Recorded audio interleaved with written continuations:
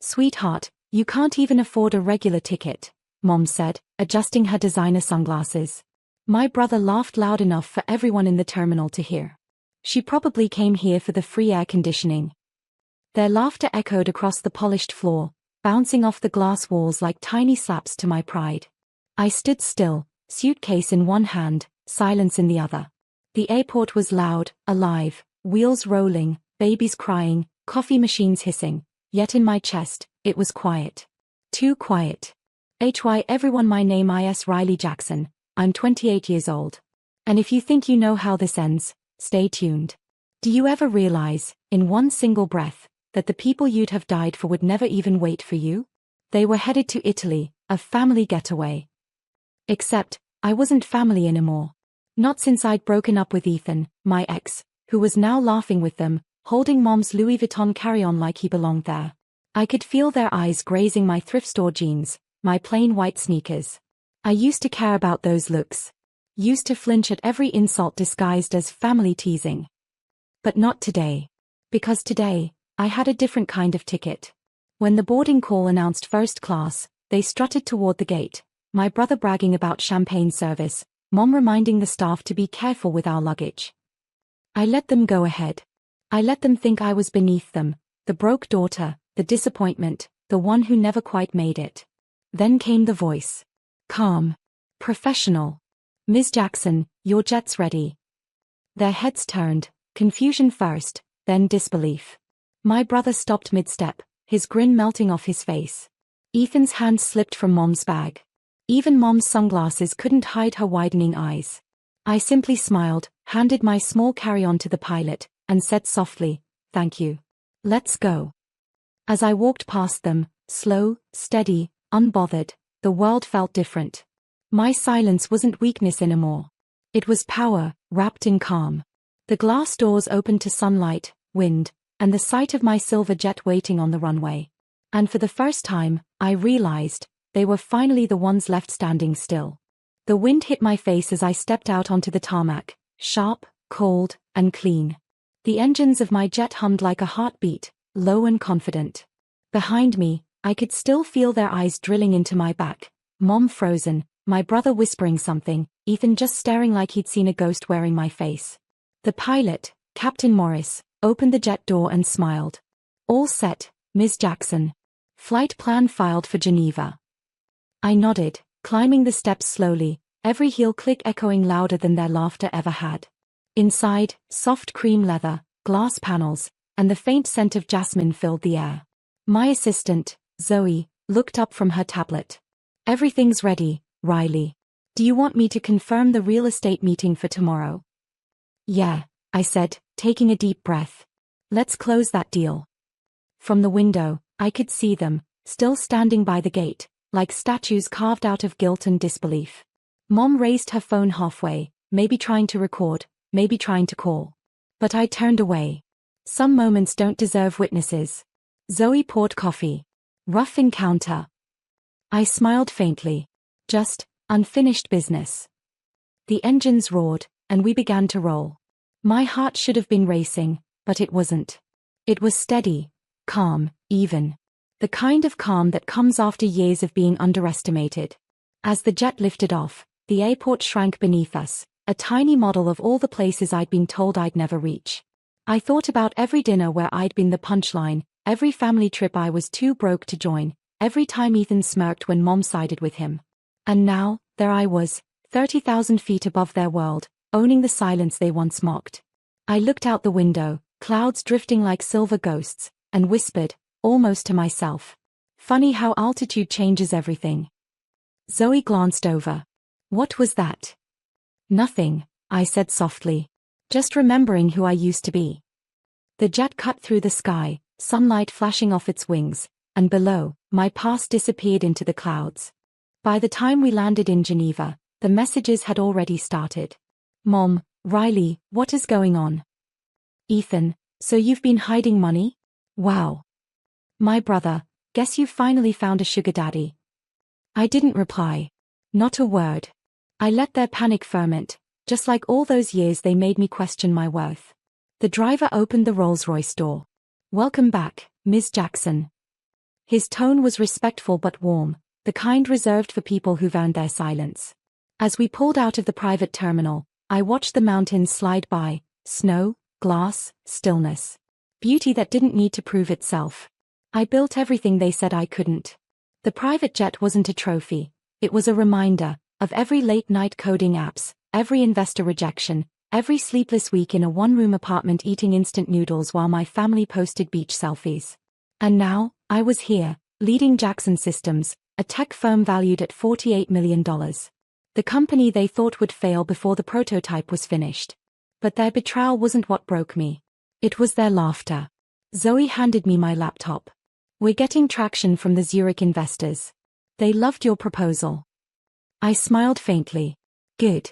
Let's make sure they never think of me as the girl who couldn't afford a ticket. That night, I sat by the hotel window, the city lights glittering across the lake. My phone buzzed again, Mom calling. I stared at it, my reflection overlapping hers in the glass. For a moment, I almost answered. Almost. Then I remembered her words at the airport. The laughter. The way Ethan smirked as if I was beneath them. So I let it ring. Sometimes silence isn't cruel. It's clarity. And as the clock struck midnight, I realized something chilling. They weren't done with me yet. Because Ethan had just posted a photo with my brother. Caption. Family sticks together. Some people just buy strangers to sit beside them on flights. I exhaled slowly. So this was how they wanted to play. The photo spread like wildfire, family friends, old classmates, even ex-coworkers tagging me under it with laughing emojis. I scrolled in silence, every swipe burning deeper than the last. Ethan standing beside my brother in front of my mother's house, glass of wine raised, caption glowing with smugness. They hadn't changed. They never would. Zoe entered my suite with 2 coffees and a cautious look. It's trending, she whispered. I know, I said. They always did love an audience. For years, they'd controlled the story. The broke daughter. The dramatic ex. The black sheep who never fit their picture-perfect image. But I'd learned one thing in business. Control the narrative, or it controls you. I turned my laptop toward Zoe. Draft a press release. Quietly. We'll announce the new partnership with Erison tomorrow. I want it timed exactly at noon. Her eyes widened. That's huge. The same day your brother's event goes live. Exactly. She grinned. Revenge through headlines. I smiled faintly. No, through facts. The next morning, I woke to messages again, but this time, they were different. Journalists. Investors. Old mentors congratulating me. Riley Jackson becomes youngest female CEO to finalize a $72 million aerospace merger. By noon, my name was everywhere. And by evening, my brother's live event, the one where he planned to flaunt Ethan's new tech startup, was drowned under my success. Mom texted again. Riley, this isn't funny. You embarrassed us. I stared at the message for a long moment before typing back. You did that years ago. I just stopped laughing. I hit send, closed my phone, and walked to the balcony. Geneva's wind was cold but clean, cutting straight through the noise.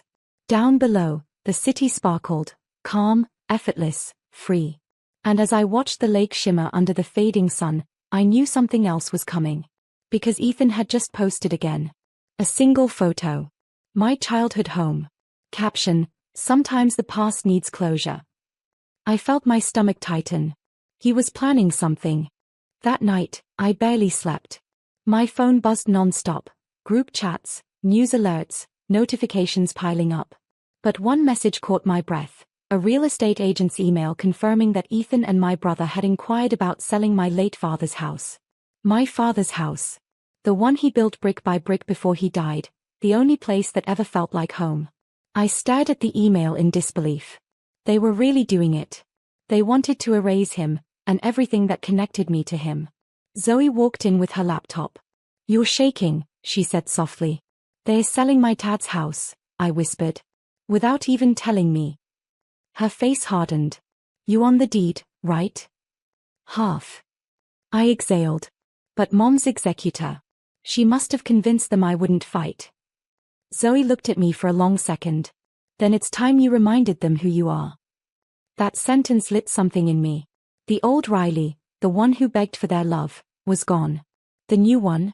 She signed contracts worth more than the house they were trying to steal. By afternoon, I'd called my lawyer. File an injunction, I said calmly. Effective immediately. I want that sale frozen. He paused. This will cause noise, Ms. Jackson. I almost smiled. Good. Let them hear it. Hours later, my brother texted. Did you seriously get a court order? Over Dad's place? You're pathetic. I replied only once. It's not Dad's place. It's ours. You just forgot that. Then silence again, but not the kind that hurt. The kind that burned clean.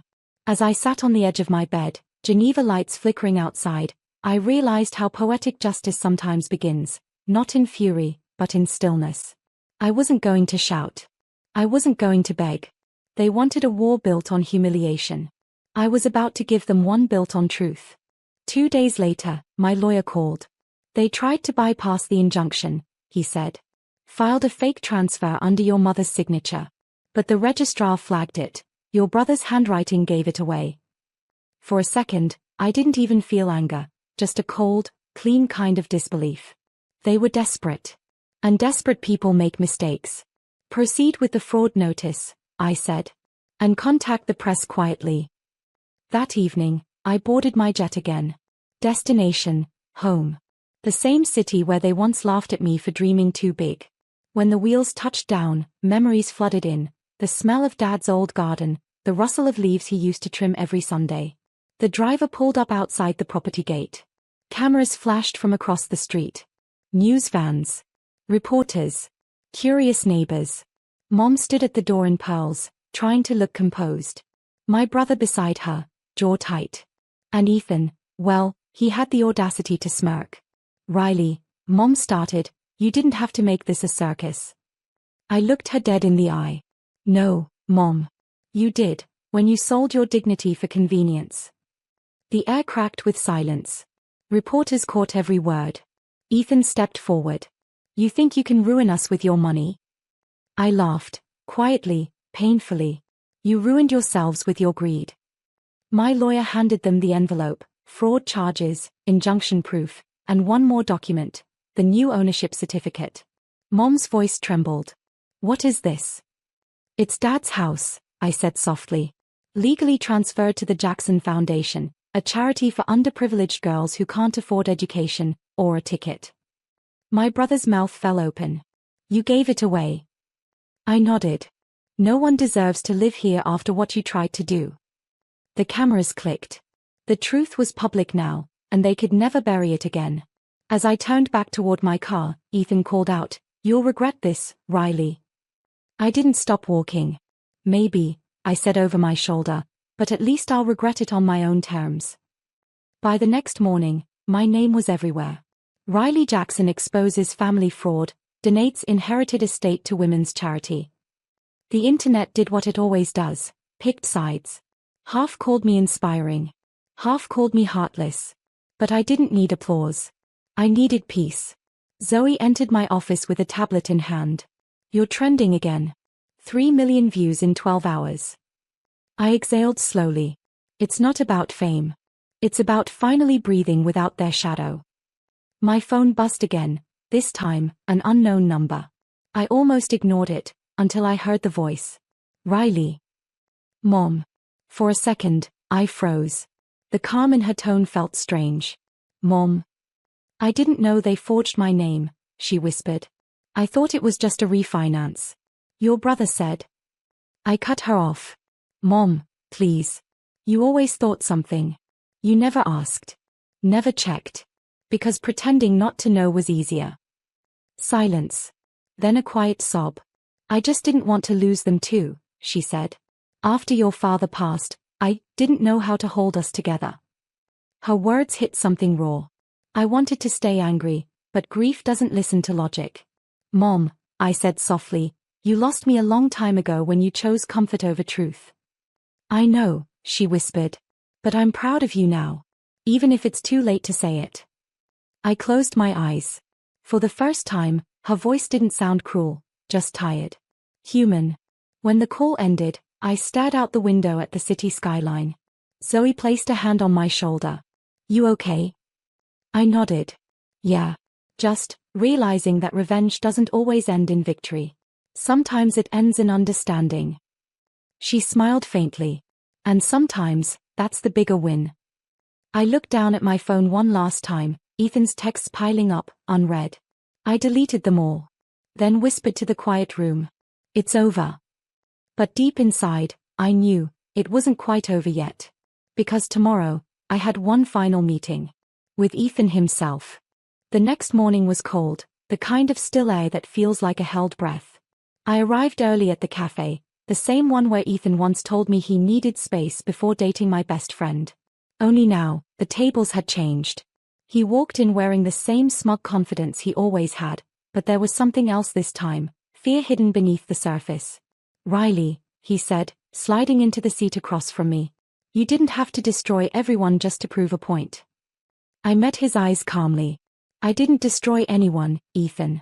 I just stopped letting you use my silence as your weapon. He smirked, stirring his coffee. So what now? You think you've won? I leaned forward.